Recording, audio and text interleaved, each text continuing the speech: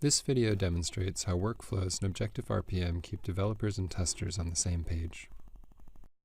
Here we see a view of all test set executions in this project together with tests and their states. Now let's switch to the tester's perspective. This test passed, so I'll change the state. But let's suppose that we encountered a bug during an acceptance test for this requirement. I'll go ahead and change the state of the test to failed. I can now derive a bug simply by right-clicking on the test. First, I'll select a logical destination for the bug, and then I'll give it a name. For the moment, I'm going to skip over describing the bug. objectiF RPM keeps track of the relationship between the bug and the test.